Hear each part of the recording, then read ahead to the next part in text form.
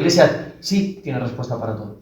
Y como decía pues, nuestro querido obispo, pues para lo que no tiene respuesta la Iglesia mientras lo está estudiando nos deja libertad, ¿no? Cuando ya sienta cátedra, pues se acabó. La Iglesia tiene respuesta para todo. Entonces, aparte de eso, de contar los temas formativos, le comenté a David la posibilidad y le pareció bien de dedicar algunos días a la reflexión desde lo profundo. Porque si nos quedamos en la superficie podemos conocer todos los temas formativos, nos podemos conocer toda la teoría, pero el demonio también se conoce toda la teoría. Es el que más fe tiene, él tiene toda la fe del mundo. Pero si no hacemos palabra vida y de verdad no hacemos una labor de introspección, pues al final estamos en riesgo grave. Entonces vamos a intentar durante este año mejorar nuestra formación y también mejorar nuestra introspección y reflexionar sobre determinados aspectos que yo creo que son clave y que muchas veces no nos damos cuenta, ¿no? Y podemos llegar incluso a estar siendo los fariseos del siglo XXI. Y eso es doloroso y es grave. Y muchas veces es lo que sucede. Entonces, como sistemática de las reuniones, la idea es primero leer el Evangelio, que ya sabéis que es tradición, el Evangelio del día, hacer un pequeño comentario entre todos y luego dar un tema concreto, ¿no? Y ese tema pues, puede ser más formativo, puede ser más de reflexión conjunta. Entonces, el tema del que os quiero hablar hoy y que va enlazado, aunque al principio no lo va a parecer, David, no te pongo nervioso porque he quedado con él que vamos a intentar a enfocar un poco la reunión de cara a hacer un voto responsable en las elecciones que tenéis ahora. Entonces, voy a hablar de la predestinación. Es algo, no sé si os suena, ¿no? Eso de no, entonces estamos predestinados, ¿no? Porque claro, si Dios lo sabe todo, entonces yo tengo libertad, no tengo libertad, es un tema que inquieta mucho. No sé si a vosotros habéis profundizado en eso, os inquieta, ¿no? Pero aunque parezca que no, esto va a enlazar con las elecciones. Entonces vamos a hablar de eso. Pero primero, como digo, vamos a empezar leyendo el Evangelio y el de hoy y haciendo una pequeña reflexión. ¿Algún voluntario por ahí? ¿Usted? Pues venga. En español, por favor. Los jóvenes de ahora manejáis tantos idiomas y digo... Pues sí. Muchísimo me lo ve en inglés. En esta sala justo, ¿no? O en catalán. En gallego. Pues venga, adelante. Qué broma, qué broma. Del Evangelio según San Lucas. Una vez, yendo Jesús camino de Jerusalén, pasaba entre Samaria y Galilea. Cuando iba a entrar en una ciudad, vinieron a su encuentro 10 hombres leprosos, que se pararon a lo lejos y a gritos le decían: Jesús, Maestro, ten compasión de nosotros. Al verlos les dijo: id a presentaros a los sacerdotes. Y sucedió que mientras iban de camino, quedaron limpios. Uno de ellos, viendo que estaba curado, se volvió alabando a Dios a grandes gritos y se postró a los pies de Jesús, rostro en tierra, dándole gracias. Este era un samaritano. Jesús tomó la palabra y dijo: ¿no han quedado limpios los 10? Los otros 9, ¿dónde están? ¿No ha habido quien volviera a dar gloria a Dios más que este extranjero? Y le dijo: levántate, vete, tu fe te ha salvado. Palabra.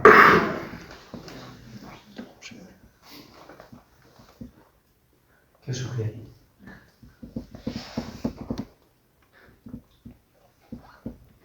A mí me recuerda mucho este Evangelio a las personas que se nos ha dado mucho, porque pienso que, como lo hemos tenido desde el principio, no valoramos de base lo que tenemos.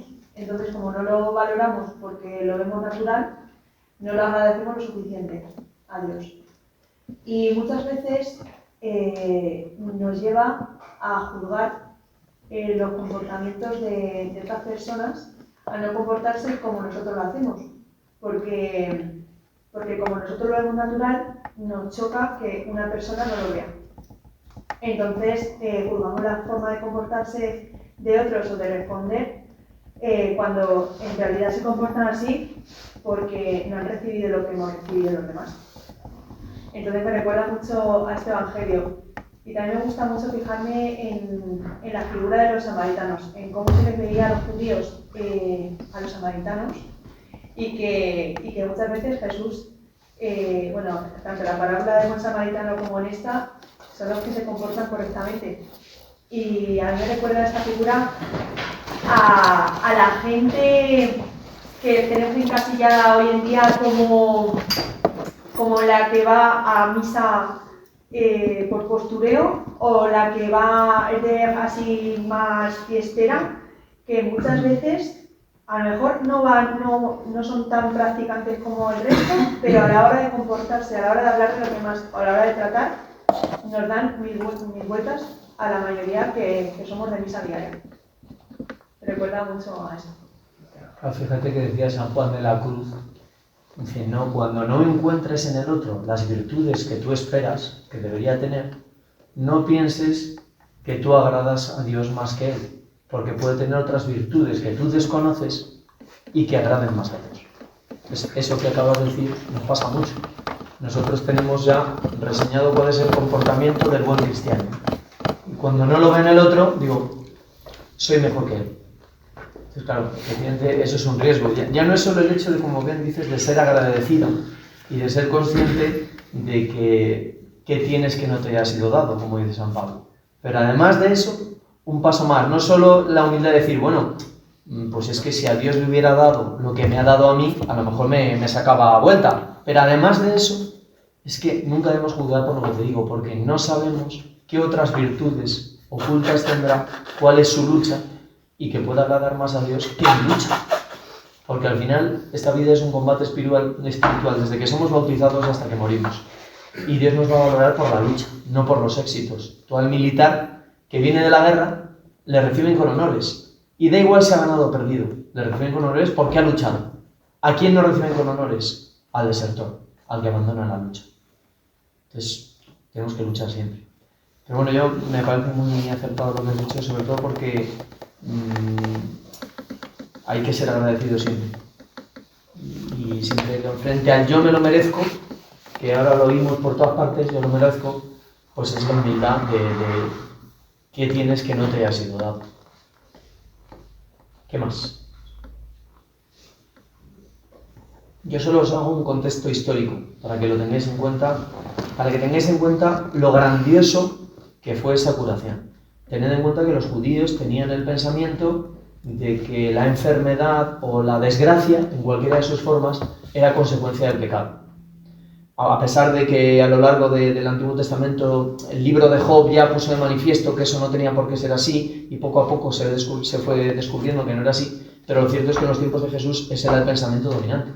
Entonces, aquellos leprosos eran unos parias, estaban estigmatizados, porque la sociedad consideraba que eran responsables de estar enfermos, responsables de su enfermedad. Entonces, verse curados era una cosa enorme para ellos, porque no era solo la curación física, era su restitución a una sociedad que los había excluido. Y a pesar de eso, el samaritano, que es el único que no tenía ese plus de dolor de verse excluido, porque él simplemente tenía una enfermedad, pero no tenía ese entendimiento que tenía la sociedad judía de enfermedad igual a pecado, pues a pesar de que es el que menos ganó con la curación, es el único que fue allí a dar gracias a Cristo. Entonces dice, bueno, ¿y eso de qué nos informa? Pues digo, cuidado, mi pensamiento continuo es, no debo ser el fariseo del siglo XXI. Eso me informa de muchas cosas. Una de ellas es la que ha dicho Belén, no agradecemos. Pero hay otra más, que también es muy importante. ¿Qué relación tengo con Dios? ¿La de un esclavo que actúa agradando a Dios por miedo a que le dé latigazos, por miedo al infierno? ¿O la de un mercenario que busca una recompensa? Porque ninguna de ellas es la correcta. Mi relación con Dios debe alimentarse en el amor de quien se sabe amado. Yo que me sé amado por Cristo, imaginaos que en Auschwitz, por ejemplo, ¿no? Ya sabéis, San Maximiliano Kolbe se ofreció a morir por un condenado, ¿no? Y no lo conocía. Pues imaginaos cuando se enterara ese hombre. Se desviviría, hasta que llegara el momento de la ejecución, se desviviría por atender a Maximiliano Kolbe. Porque se sabía amado por él primeramente de manera gratuita y sin merecerlo. Entonces, cuando tú te enteras de que un tío ha hecho algo tan grande por ti, es que te desvives. Esa es la relación correcta de amor. Saber que Dios me ha amado primero de tal manera gratuita, sin yo merecerlo, que merece todo mi amor. Pero tendemos a amarlo como mercenarios. Y eso pasa muchas veces, que cuando una persona va a misa todos los días, reza el rosario, frecuenta los sacramentos y tal, en el fondo de su corazón espera, como los judíos, que la vida le vaya bien.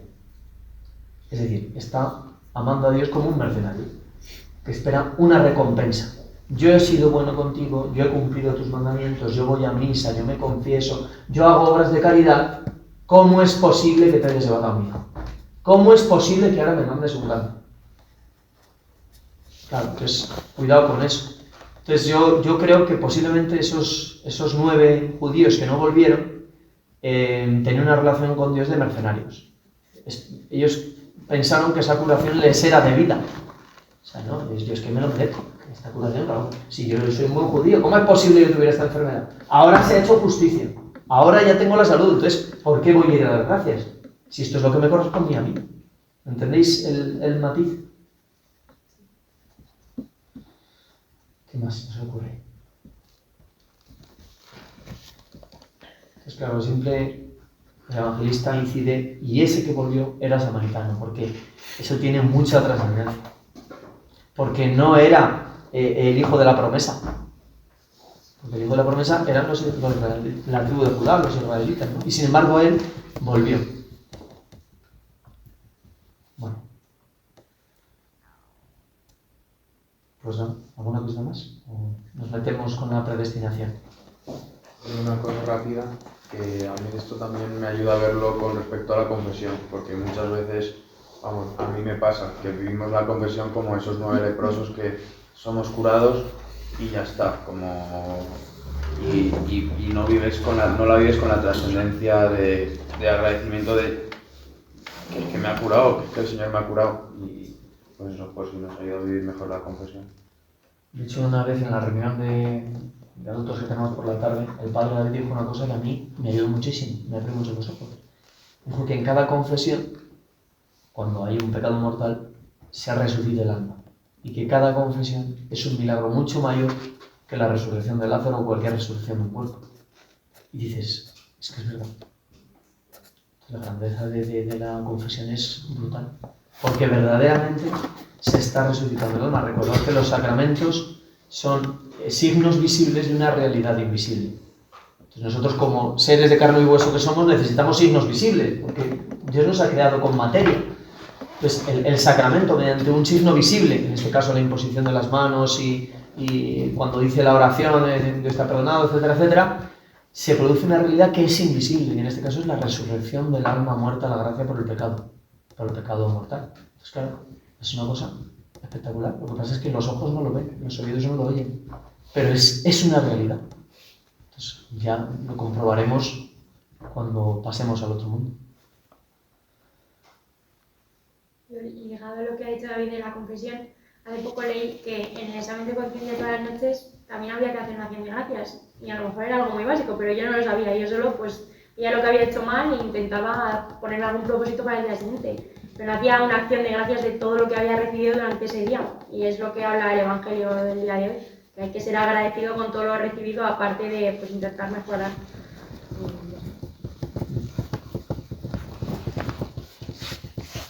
Bueno, pues os parece, os quería hablar de la predestinación. La señorita del fondo, ya que tiene el oficio de lectora, ¿puedes leer Efesios 1, 3, 9?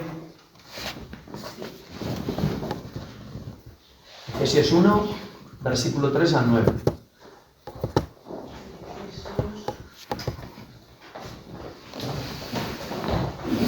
Efesios 1, 3 al 9. Sí. Bendito sea Dios, Padre de nuestro Señor Jesucristo, que nos ha bendecido en Cristo con toda clase de bendiciones espirituales en los cielos. Él nos eligió en Cristo antes de la fundación del mundo, para que fuésemos santos y defensores ante Él por el amor. Vale. Él nos eligió desde la fundación del mundo. Lee ahora, en esa misma carta, capítulo 2, versículos 4 a 7. Él nos eligió desde la fundación del mundo. ¿Vale? Quedémonos con eso. Ahora lee capítulo 2, 4 a 7. Pero Dios, rico en misericordia, por el gran amor con que nos amó, estando nosotros muertos por los pecados, nos ha hecho revivir con Cristo. Estáis salvados por pura gracia. Nos ha resucitado con Cristo Jesús. Nos ha sentado en el cielo con Él, para revelar en los tiempos venideros la inmensa riqueza de su gracia, Bueno, sigue un poquito más. mediante su bondad para con nosotros en Cristo Jesús. Vale. Estamos salvados por pura gracia. Nos quedamos con eso. Ahora lee Romanos 8:30. Te vas a ganar el sueldo.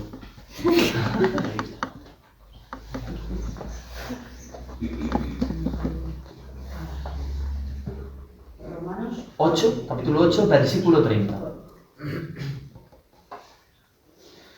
Y a los que predestinó, los llamó. A los que llamó, los justificó. A los que justificó, los glorificó. Cuidado, ¿eh? A los que predestinó, los llamó. A los que llamó, los justificó. Y a los que justificó, los glorificó. Cualquier persona, un protestante, que sabéis que solo hace una interpretación literal de las Escrituras, lee esto y dice, a los que predestinó. Es decir, hay algunos a los que predestinó. Ya sabéis que, por ejemplo, los testigos de Jehová piensan que son el número que dice el Apocalipsis, los 144.000.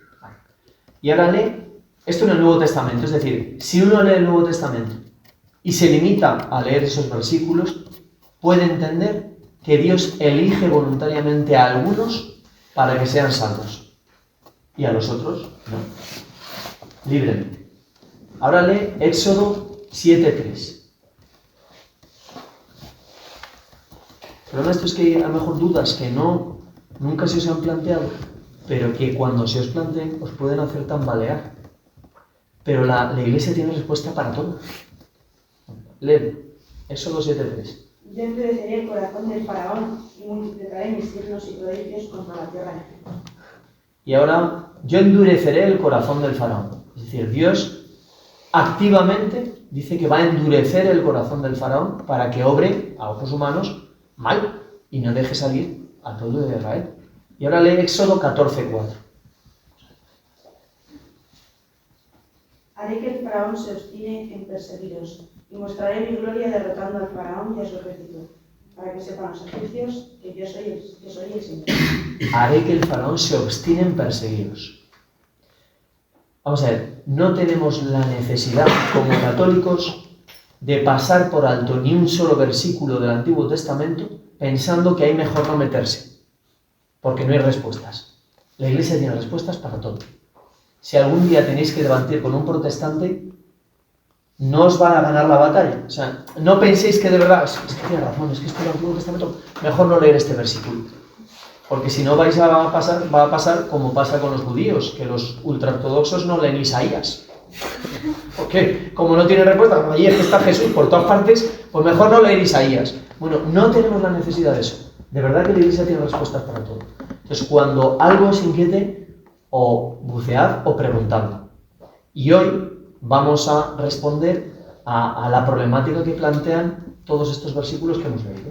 La predestinación. Y es un tema que la Iglesia ha discutido largamente. O sea, ya San Agustín, en el principio del siglo V, le tocó discutir con los pelagianos sobre este tema.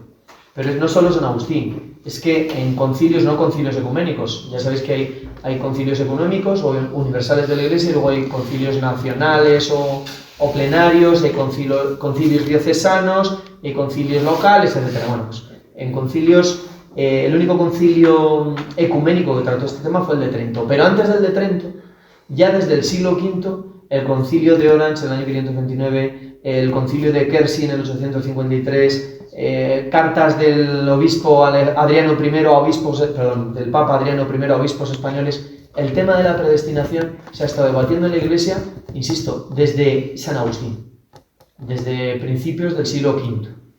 Y es porque había corrientes en la Iglesia, heréticas claramente, y así se manifiesta el concilio, que pensaban que Dios predestinaba, por una lectura poco profunda de esos versículos, que Dios predestinaba a algunos a la salvación y a otros a la condenación.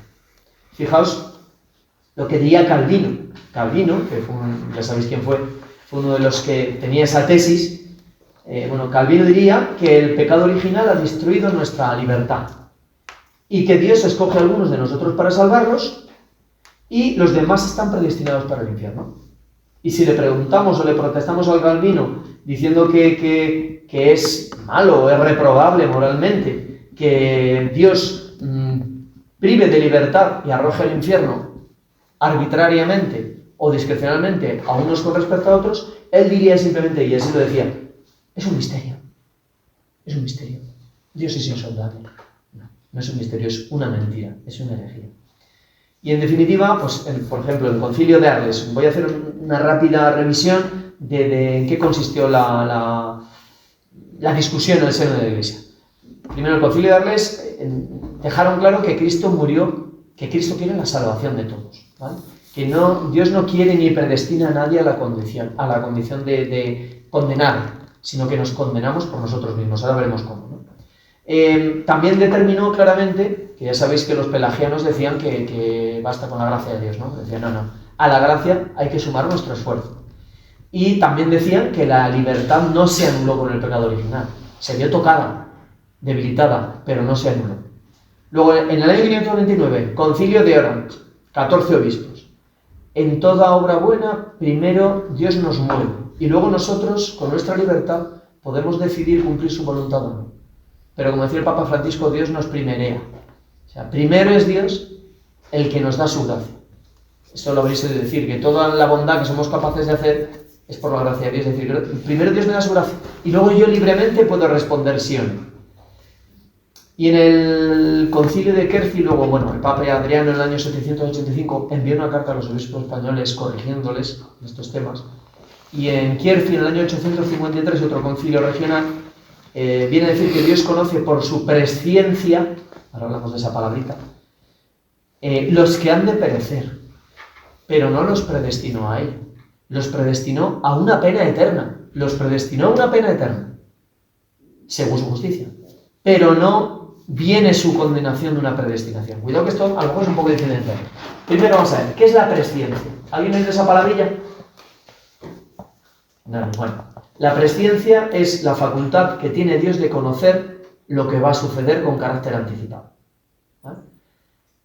Sabéis que ya se ha demostrado científicamente que Dios crea todo lo que conocemos, espacio, tiempo y materia, hace 13.800 millones de años, en el Big Bang. El Big Bang es el relojito. En el Big Bang. Entonces, hasta ese momento no existía el espacio y no existía el tiempo, ni por supuesto la materia. Pero nosotros, que somos seres temporales, nos cuesta mucho entender que algo pueda suceder sin encardinarse en un momento temporal. Pero lo cierto es que Dios es quien crea el tiempo y Él es ajeno al tiempo. Por eso para Dios el presente, el pasado y el futuro es lo mismo. Entonces Dios conoce todo lo que va a suceder antes de que suceda. ¿Eso nos quita la libertad? Os hago una pregunta. ¿Vosotros sabéis quién ganó el Mundial del 82? ¿O cuándo ganó España el Mundial? 2010. Sabéis que España ganó el Mundial. ¿Eso quiere decir que los jugadores de ese día no tuvieron libertad para jugar como jugaron? No, tenían plena libertad. Pero eso nos obedece para que vosotros sepáis hoy lo que iba a pasar ese día. Imaginaos que viajamos en el tiempo, una máquina del tiempo, y nos presentamos en el día del partido. Vosotros sabéis lo que va a pasar ese día. ¿Eso resta libertad a los jugadores? En absoluto. Entonces, digamos que la herejía de la doble predestinación, que es lo que defendían los protestantes, que es Dios predestina a la salvación y a la condenación, es pensar que como algunos se van a condenar y Dios lo sabe todo, es Dios quien ha elegido condenarnos. Y eso no es así. Dios no elige condenarnos. Dios, con carácter anticipado, sabe lo que vamos a decidir, pero eso no nos resta libertad. Es como si un agricultor dijera, como Dios sabe si voy a recoger cosecha el verano que viene, pues no voy a sembrar. Total, va a ser lo que Dios quiera. No, si no siembras no vas a recoger cosecha, seguro, ¿no? Entonces, esa es la gran trampa, la gran mentira, ¿no? Que nos enreda nuestra limitación de seres que vivimos en el tiempo. Pensar que por el hecho de que Dios ya sabe lo que va a pasar, yo no tengo libertad para actuar libremente. ¿Veis la diferencia? ¿Veis el matiz? Entonces, claro, en definitiva, se trata de eso. No es cierto que el justificado, el que Dios sabe que se va a salvar, no es cierto que no pueda pecar. Puede pecar. Y el que Dios sabe que se va a condenar, no es cierto que no pueda actuar según el bien, puede actuar según el bien. Lo que pasa es que Dios, que conoce todo lo que va a suceder, sabe cómo vamos a actuar. Claro, eso nos puede hacer enredarnos en una especie de paradoja, como cuando vemos la peli de Regreso al Futuro, y decir, bueno, ¿y esto cómo va? Porque claro, si Dios lo sabe, entonces yo, lo que voy a hacer, Dios ya lo... Sí, lo que yo voy a hacer, Dios ya lo sabe, porque para Él no hay tiempo, pero eso no me resta libertad. Entonces, esa presciencia de Dios le permite establecer su plan eterno e inmutable. Por eso la Virgen en Fátima dice, al final, mi corazón inmaculado triunfará. Porque sabe lo que va a pasar. Porque el plan de Dios ya está establecido desde el origen. Porque Él sabe, con carácter anticipado, el número de los nacidos, en qué momento llegará todo, la respuesta que vamos a dar a cada uno. Pero eso no nos resta libertad. En absoluto nos resta libertad. ¿Vale? Sí. Pero hay veces que nos han preguntado que si Dios sabe que ese niño que están haciendo se va a condenar, ¿por qué nace?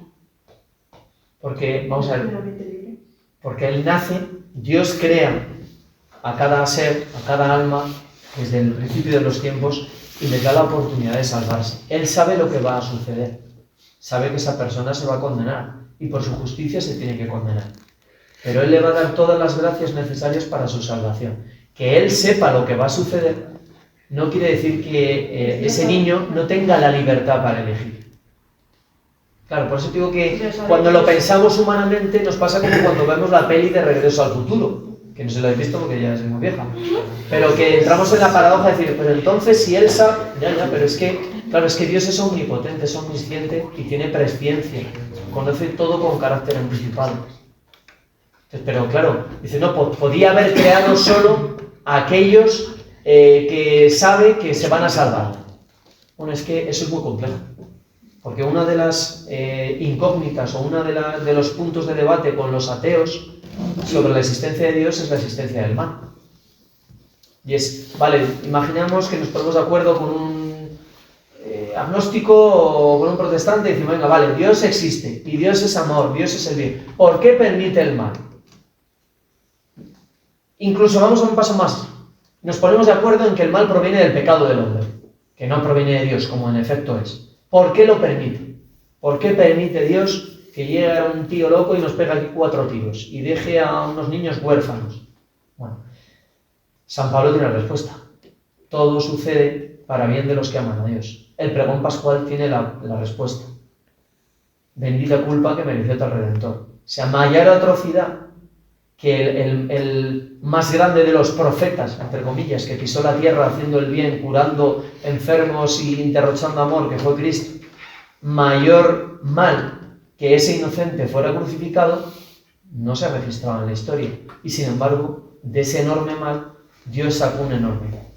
Además de que hay determinadas manifestaciones humanas del bien que solo se pueden producir si Dios permite que los seres humanos, en ejercicio de su libertad, actúen en el mal.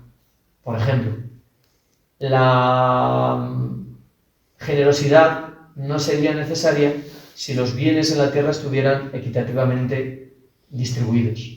No sería necesaria la valentía si no hubiera situaciones de peligro.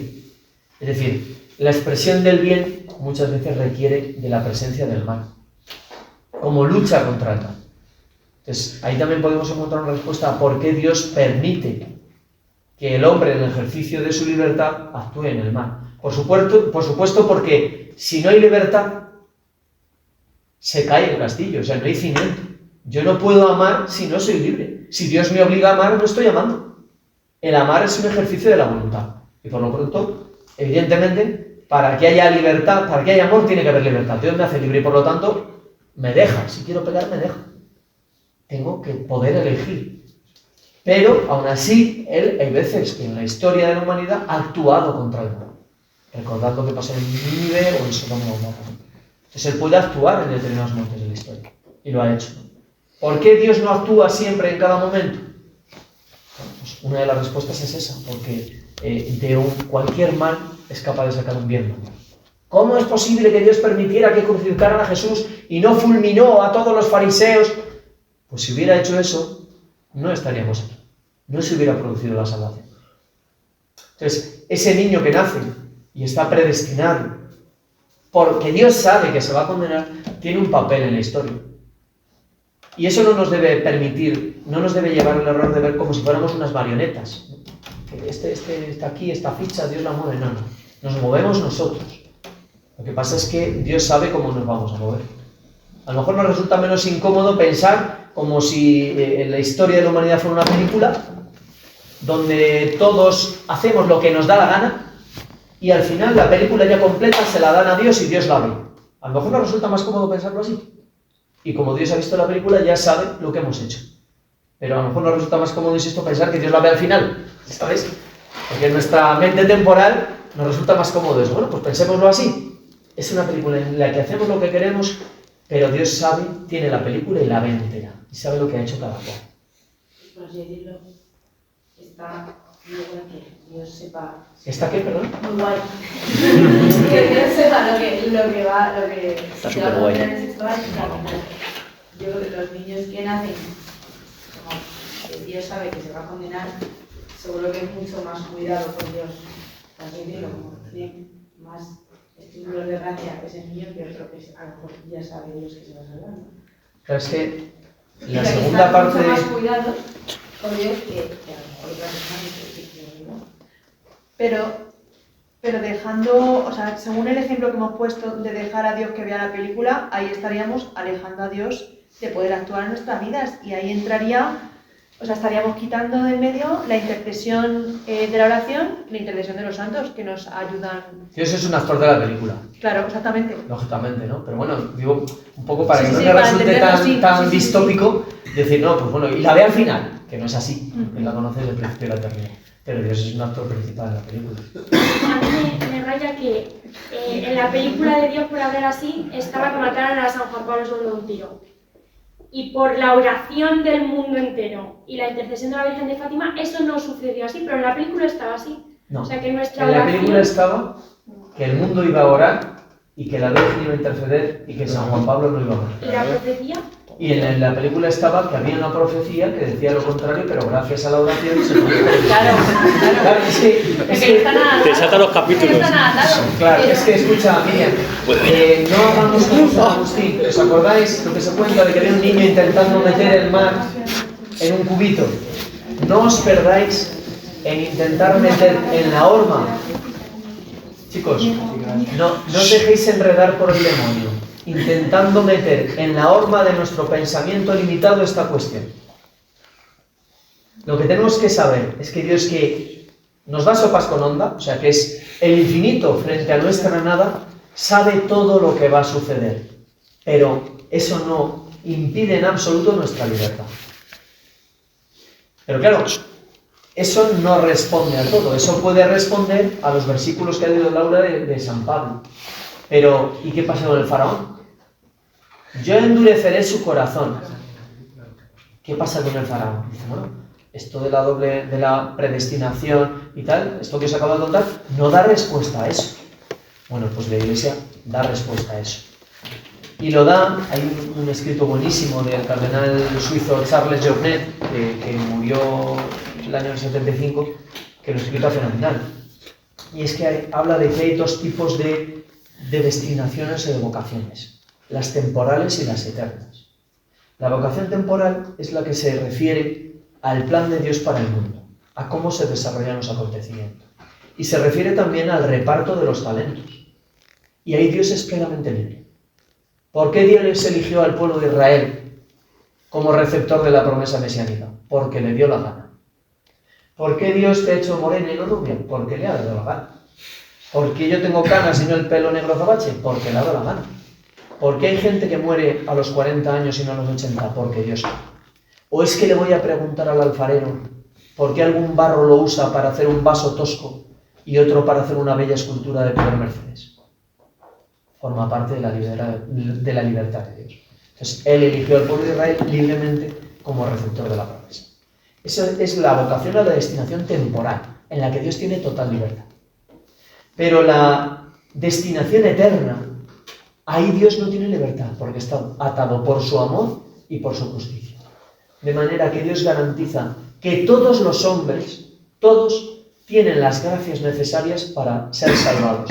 De manera que si no se salvan, ellos tengan el conocimiento absoluto de que ha sido por su propia responsabilidad. Es decir, Dios me va a llamar para que yo me salve.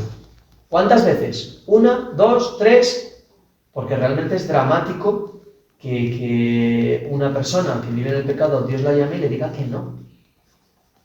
Dios podría decir, no, pues ya no me llamo más. ¿Cuántas veces nos llama Dios? ¿Y cuántas veces, maestro, tengo que perdonar? ¿7 veces? No, hasta 70 veces 7, es decir, todas. Pues Dios nos llama todas las veces, hasta el último momento de nuestra vida, porque Dios quiere nuestra salvación. Pero libremente podemos rechazar esa llamada. Entonces, lo que es cierto es que la predestinación a la vida eterna, el deseo que Dios tiene de que todos lleguemos a la vida eterna, es para todos. Y Dios nos da todas las gracias necesarias para nuestra salvación. De modo que aquel que se condena porque rechaza esas gracias, exclusivamente por su responsabilidad. ¿Vale? ¿Qué pasa? Que Dios sabe que las va a rechazar. Es que esto empezamos ya con la paranoia. Entonces ya, pues no hago nada, pues no siembro. No siembra, porque si no, no vas a cosechar. Si siembras y no cosechas, no cosechas. Pero si no siembras, no cosechas. Fijaos, os voy a dar una prueba ineludible para mí. Es muy sencilla, de que eso es así, de que tenemos libertad. La actuación del demonio en el mundo. ¿Para qué está el demonio actuando? Si ya el que se va a condenar, se va a condenar. ¿O es que solo tienta a Dios el demonio a los buenos? El demonio tienta continuamente a los malos. ¿No? Evidentemente, fijaos que tengo aquí extractada una frase de Santa Teresa de Jesús, que os voy a decir Santa Teresa de Jesús, que el demonio le decía, ¿para qué tomarte tanto trabajo si la suerte ya está echada? ¿Y sabéis lo que le respondió Santa Teresa? ¿Y para qué me estás molestando si la suerte ya está echada? Mujer sabia. Dice, no, la suerte no está echada. Yo no estoy predestinado a morir o a vivir. Yo soy libre. Otra cosa es que Dios conozca lo que va a pasar. Es que no intentemos mezclar factores en la ecuación. Yo soy plenamente libre. Y Dios me llama a salvarme. Y me da las gracias necesarias para mi salvación. Y si yo me condeno es porque yo la rechazo. Punto. Eso es lo que nos tiene que preocupar. Ahora, cuando leamos la predestinación, la presciencia, bueno, tenemos que saber que Dios, como lo sabe todo, sabe lo que va a pasar. Pero yo me tengo que centrar en mi lucha. No me tengo que inquietar. Y yo me salvaré. Y si estoy en esa lucha, se la ofrezco a Dios. No me dejo que me enrede el demonio. Porque a veces que Dios permite que estemos en una noche oscura, ¿no? Y fijaos cómo respondían algunos santos. Tenía por aquí alguna nota.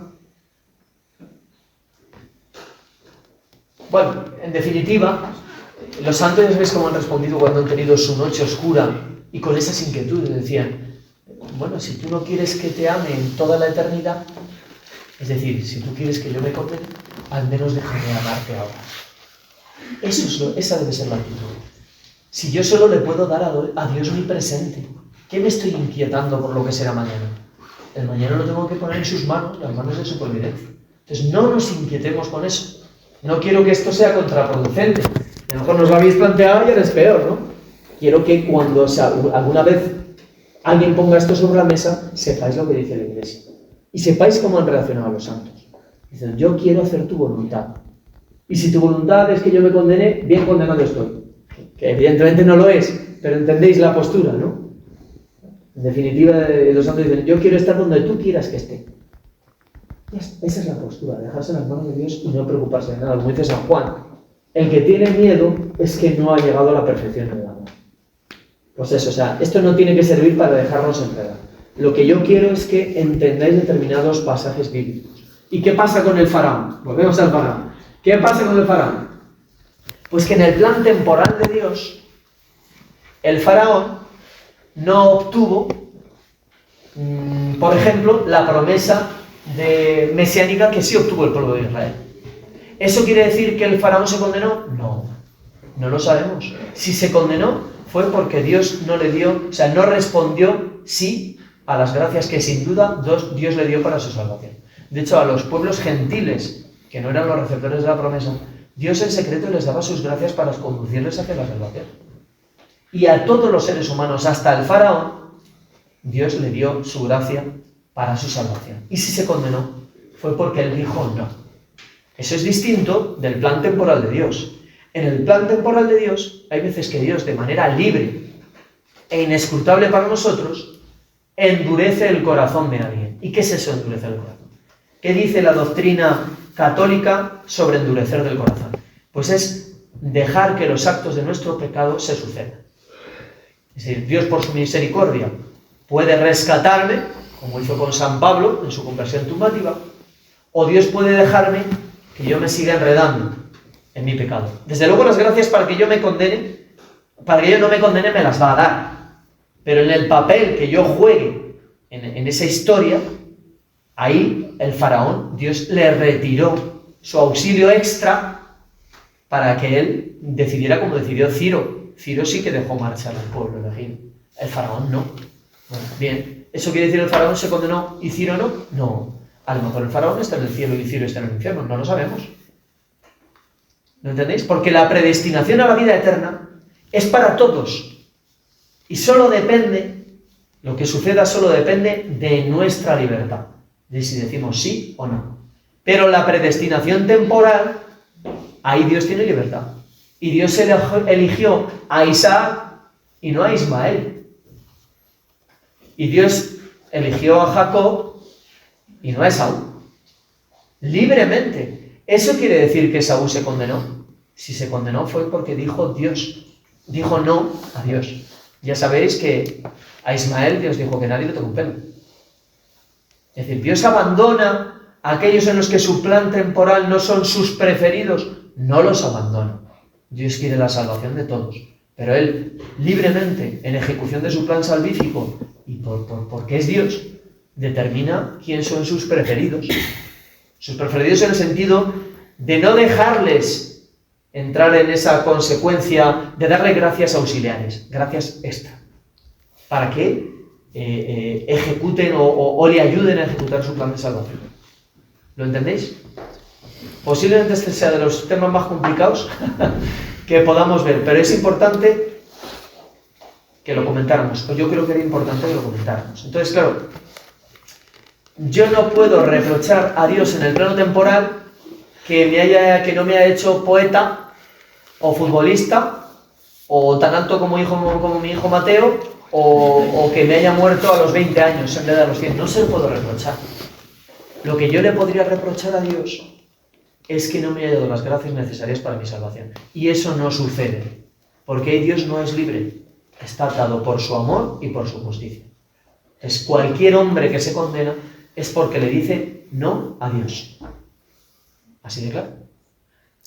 La tentación es que siempre es pensar, o sea, yo siempre pienso, si mi amiga Ana de la universidad tuviera la gracia de San Pablo, o sea, como pensar que Dios no es real, o sea, como que si sabe todo y sabe que no se va a salvar, como que es, o sea, que sí que no.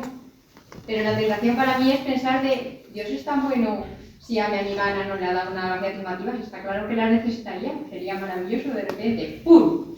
Y se hace o sea, por eso que es juzgar a ser Dios, pero es verdad que para mí es la tentación como más fácil en este aspecto, el pensar de... Pero Judas tuvo gracias afirmativas y los fariseos vieron los invitaron a Lázaro. Y yo luego pienso eso, pero es verdad que para mí, como que muchas veces como que le reprocho un poco a Dios de, oye... Mira, ten en cuenta que el plan de Dios es como ver...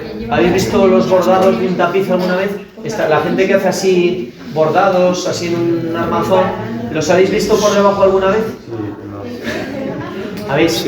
La gente que borda así en un armazón de madera, veis un bordado precioso, bonito, armónico, ¿lo habéis visto por debajo alguna vez? Sí. No hay quien entienda nada. Ese es el plan de Dios. Nosotros lo vemos por debajo, Él lo ve por arriba.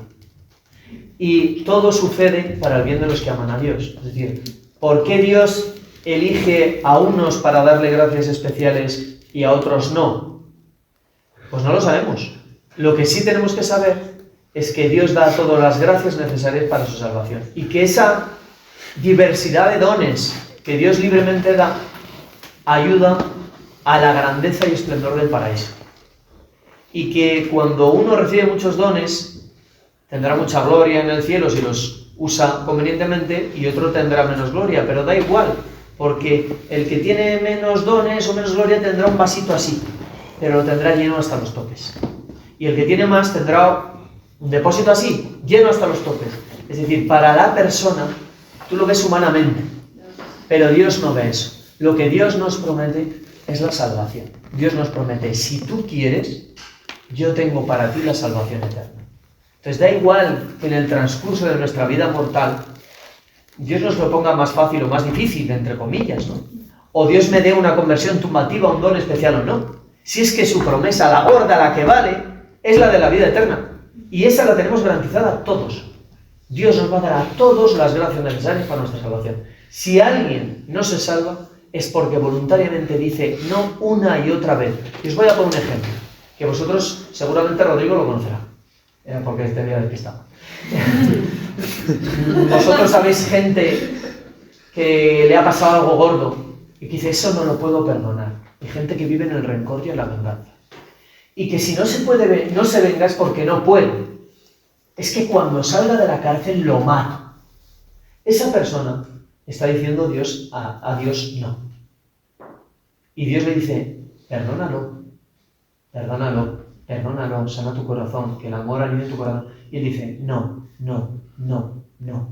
Esa persona, si persiste en sus instintos de venganza hasta la muerte, está condenado. Y Dios no se va a cansar de decirlo en su interior, perdónalo, y de mandarle gente que le va a intentar explicar que lo debe perdonar. Pero él voluntariamente, si dice que no y persiste en el no, esa persona está condenada. Entonces, al final, nosotros que somos humanos, tendemos a pensar en línea temporal siempre, lógicamente. Y yo me inquieto cuando veo que una amiga no está donde yo pienso que debe estar. O que mi hermano está despistado por completo. Pero es que las gracias que Dios va concediendo a cada cual, solo Él las conoce. Y Él sabe los tiempos. Y Él sabe cómo tiene que tratar a cada alma. Y Él sabe que si a esta alma, a este cocido le echo la harina, se me pega. Pero a la harina le viene bien porque hay que espesarlo. Y Él sabe los ingredientes. Él sabe. Nadie le gana en amor.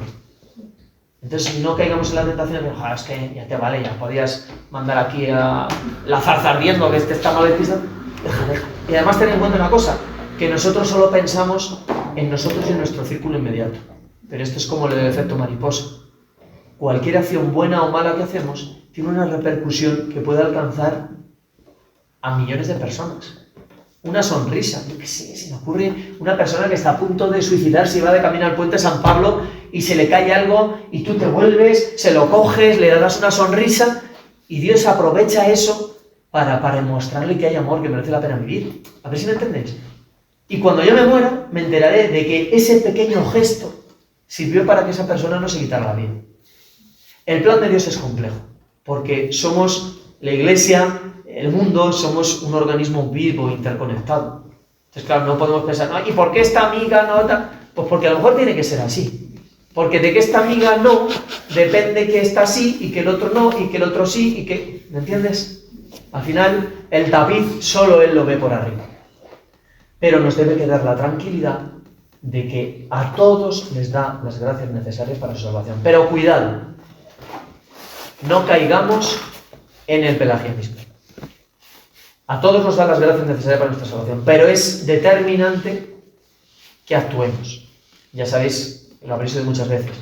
Dios pone el 90%, pero el 10% restante que es nuestro es imprescindible. Como dice San Agustín, Dios que te creó sin ti no te salvará sin mí. Entonces, pico pala, pico pala, pico pala. Porque los santos también dicen que es temerario pensar, no, yo me voy a salvar. Y desde luego es herético pensar, yo no me voy a salvar, pues venga, comamos y bebamos, y ya estoy condenado. ¿Quién te ha dicho a ti eso? Hay que trabajar a tope, porque solo tenemos esta vida. Vale. Bueno, que me estoy yendo mucho por las ramas. Entonces, ¿y esto qué tiene que ver con las elecciones?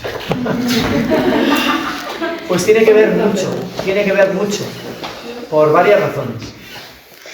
Esto de la predestinación temporal y la predestinación eterna es lo que explica esa frase que habréis oído muchos de haz como si todo dependiera de ti, sabiendo que todo depende de Dios.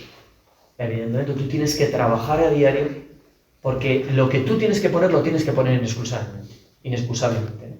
Aunque, ya sabes que en el fondo, pues la predestinación temporal depende de Dios. Bueno, ¿qué quiero decir con esto?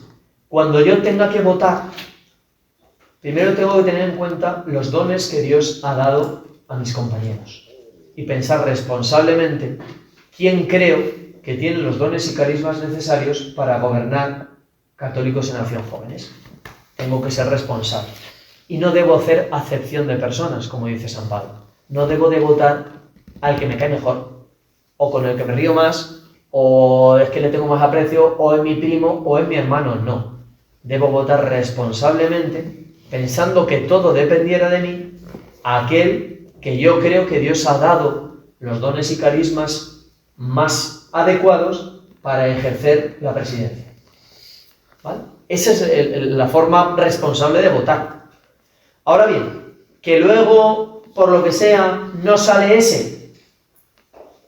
Haz todo como si dependiera de ti, sabiendo que todo depende de Dios. Es decir, hágase su voluntad. Humildad, yo pensaba que era ese, pero no ha sido así, Dios sabrá por qué, y por lo tanto lo acepto con humildad y en plena adhesión, como si fuera mi candidato, sin ningún tipo de resentimiento o de adhesión menos entusiasta, por decirlo de alguna manera. No, si hubiera salido el mío, me había volcado, ¿no? Lo que necesita es tal, pero como no ha salido el mío, pues bueno, vale, sí, que vaya bien, pero yo ya me desentiendo un poquito. No, eso también es un gran error, ¿no? Salga quien salga, hay que estar plenamente a disposición del nuevo presidente para ayudarle en lo que necesite. Y con el convencimiento de que si al final ha salido él, aunque yo pensara que no era el adecuado, Dios sabrá por qué. Todos hemos vivido, bueno, vosotros sois muy jóvenes, bueno, hemos vivido papas que hemos pensado en nuestro fuero interno, pues no me parece que sea el más adecuado, o yo creo que... Pero Dios sabe por qué, Dios sabe lo que necesita la Iglesia en cada momento. Dios sabe lo que necesita Católicos en Acción en este momento. Y Dios sabe cuál es el presidente ideal. Pero también Dios quiere que vosotros votéis responsablemente y en conciencia. Y en cuanto al elegido, yo le diría humildad y escucha. Sin ningún afán de poder, sino con vocación de servicio. Ya sé que no hace falta que os lo diga, pero la lucha espiritual, aunque no seamos conscientes, es dura. Y las tentaciones, la tendencia que provoca el pecado original en nosotros, la concupiscencia, la tendencia al orgullo, a la vanidad, al ser considerado, al dominar, etc., es fuerte. Entonces, quien sea el elegido, creo que es necesario recordarle que es fundamental una vida de oración, sacramento, formación, y pensar siempre que debe enfocar su cargo como un instrumento en las manos de Dios y para mayor gloria suya. Ya está. Y que si haciendo las cosas lo mejor que puede y sabe, Católicos en Acción no llega donde él piensa que debe llegar, no pasa nada. Porque lo único que le pide Dios es sembrar. El que hace germinar es Dios. No nos debe quitar la paz cuando hablamos a algún amigo, a alguna persona alejada, o cuando soy presidente de Católicos en Acción y con toda mi buena voluntad hago lo que creo que debo hacer. Estoy sembrando. Si luego... Perdona, sí, estoy esperando esta vuelta soplada. ¿A mí te diré? Tranquilo. Está en manos de Dios. Lo único que me pide Dios es que siembre sin mirar atrás. Como le pedía a la mujer de Lot, no mires atrás. Siembra. Y Dios ya sabrá lo que hace, cuándo lo hace y cómo lo hace. Entonces, que quien se resulte elegido, que no pierda la paz si en el transcurso de su gobierno, pues las cosas no van como espera o con toda la paz del mundo. Yo hago lo que creo que debo hacer, siembro y Dios sabrá cuándo y de qué manera germina la semilla. Todos lo habéis vivido con algún amigo, con algún familiar, que ves que no hay manera, bueno, mirad, Santa Mónica y San Agustín no se cansó de rezar y al final se convirtió en un doctor de la Iglesia y uno de los más grandes santos. Pues esto es así. Y yo creo que nada. nada más. ¿Alguna cosa, alguna inquietud? O alguna... Es que son las 12, menos un minuto. No sería... O sea, sería lógico pensar para un católico que, puesto que el Dios es infinita bondad y tiene presciencia, o como se diga, existe una mayoría de personas que se salvan, porque no va a... O sea, puesto que él tiene presciencia, no va a desarrollar un plan de santidad en el que la mayoría de personas vayan al infierno. Claro, tened en cuenta que el Evangelio dice claramente: ancha es la puerta que lleva a la perdición y muchos son los que transitan por ella. Yo siento decirte esto, pero es lo que pone. Y también dice que estrecha es la puerta y el camino que lleva a la salvación. Es difícil. Quiero decir, esto es mi opinión personal. El combate espiritual es muy duro. Entonces, si uno profundiza, ama a Dios y lucha y persevera en la lucha, se va a salvar. Y tiene que tener esa tranquilidad. Pero hay mucha gente que pretende jugar con Dios. Mucha. Y entre los fieles a la Iglesia Católica, entre comillas, hay muchos que pretenden jugar con Dios. Hay muchos que viven en la tibieza. De decir, bueno, yo ya los pecados gordos los tengo ya, pero yo mis cosillas... Bueno, pues esa es la tibieza de la que habla el Apocalipsis. Dice, no, a los tibios los vomitaré de mi boca. O sea, el no querer buscar la perfección a la que Dios te llama, instalarte en tus cosillas, en tus perezas, en tus lujurias chiquititas, en tus gulas, en tus... Son pecados geniales. Cuidado. O gente que dice, bueno, ya, si la vida es muy larga, ya, si Dios es amor, Dios es amor. Dios es bueno y me perdona. Y ya, si que ahora, ya, después. Cuidado. Que Dios es infinitamente amoroso, pero también es infinitamente justo. Entonces, lo que hay que hacer es amar a Dios. Si lo dijo San Agustín, no os inquietéis por nada. Ama a Dios y no te preocupes de nada. También lo dijo San Juan. El que ama a Dios no tiene miedo de nada. Pero de verdad que hay que tener un compromiso firme, integral en nuestra vida. No conformarme con no matar, no robar y tal, porque yo le digo a mis hijos, digo, vamos a ver, hay cosas que no son intrínsecamente malas. Entonces, si yo me rijo solo por los 10 mandamientos, fijaos que los 10 mandamientos se dictaron para un pueblo muy básico en lo moral. Si yo me rijo solo por los 10 mandamientos, es como cuando estudio para un 5. ¿Qué suele pasar?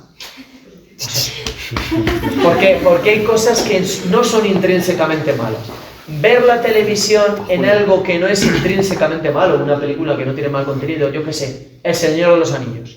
¿Es malo? No. ¿Cometo algún pecado mortal o venial por ver El Señor de los Anillos? No. Ahora, si yo me pongo sesión continua del Señor de los Anillos todas las tardes de mi vida o durante 3 meses, ¿eso agrada a Dios? ¿Estoy empleando la vida que Dios me da como Dios quiere o estoy tirando por la borda mi tiempo? Entonces la pregunta que nos debemos hacer no es si eso es bueno o malo. Eso se da por sentado que no debo hacer nada que los mandamientos me proscriben. Me debo preguntar, ¿cuál es la voluntad de Dios? ¿Dios quiere que yo esté aquí ahora 5 horas viendo Netflix o me pide algo mejor? Entonces, si nuestra pregunta incesante es ¿qué quiere Dios de mí? Y lo que busco es agradar a Dios, no tengo nada que temer. Pero es que hay mucha gente que no lo hace, Dani. Por eso tanta gente que se condena. Porque hay mucha gente que juega con Dios. Y mucha gente que sí, pero no. Sí, pero no. Sí, yo voy a pero... O me hago la religión a matar. Esto. Lo de los anticonceptivos es que... Sí, total. ¿Qué más da que sean métodos naturales o métodos artificiales? Pues si no, perdona. Ignorancia culpable. Tienes la tradición apostólica, tienes la doctrina de la Iglesia que te explica las cosas. Hay mucha gente que vive en la ignorancia culpable dentro de la Iglesia Católica. Entonces, yo creo que hay mucha gente que se condena. Intuyo. Pero insisto, no es porque Dios no lo intente. No 7 veces, sino 70 veces 7, continuamente. Y a veces tienes la ley y los profetas. ¿Os acordáis, no? Cuando dice, mándame que resucite. Tiene la ley y los profetas que los escuche. Es decir, Dios solo tenía una palabra que decir. Se llamaba Jesús y la dijo con su encarnación. Ya nos ha dicho todo lo que tenía que decir. ¿Qué más queremos? Y ha querido que lo vayamos comprendiendo paulatinamente a través de los santos, de los padres de la Iglesia, de los doctores de la Iglesia, y que la Iglesia vaya respondiendo a nuestras preguntas a lo largo de la historia. ¿Qué más queremos? Entonces, pero de verdad que yo quiero que os quedéis con que hay que amar a Dios y confiar en Él y vivir feliz. No estar inquietando, me salvaré, no me salvaré, estaré predestinado, claro, yo no, pero claro, si Dios sabe, porque entonces, si vuelve atrás en el tiempo, entonces yo lo sé, soy libre, pero no, pero entonces, espérate, y entonces viene San Pablo, que no, que estáis intentando meter el mar en un cubo de agua, que no va por ahí, que nuestra religión no es la de los pensantes, es la de los amantes. Entonces, preocupaos en amar, en profundizar, en ser perfectos, con la gracia de Dios en la medida que Dios es perfecto, en luchar contra vuestros pecados veniales, en ser libres, en atar todas esas ligaduras que os impiden volar para estar unidos a Dios ya en esta tierra, que eso es la santidad, el mayor grado de unión con Dios que podemos alcanzar en esta tierra, ¿no? Entonces hay tantas cosas contra las que luchar, tantos gustos, tantas veces en las que nos sorprendemos diciendo, es que a mí lo que me apetece, es que yo quiero, es que yo me merezco, es que, y tantas veces que juzgamos, es que fíjate ese, es que no sé cuántos, es que esta es no sé cuántos, es que ese es no sé qué. Cuidado, por eso yo quiero que algunos días nos dediquemos a mirarnos hacia adentro, porque a la luz de su mirada nos podemos llevar desagradables sorpresas. Entonces, con su gracia, tenemos que ser capaces de vernos como Él nos ve. Porque muchas veces, posiblemente, estemos siendo los fariseos del siglo XXI. Y los fariseos eran la gente de iglesia, como somos nosotros. Entonces, cuidado. Dios te salve María, llena eres de gracia,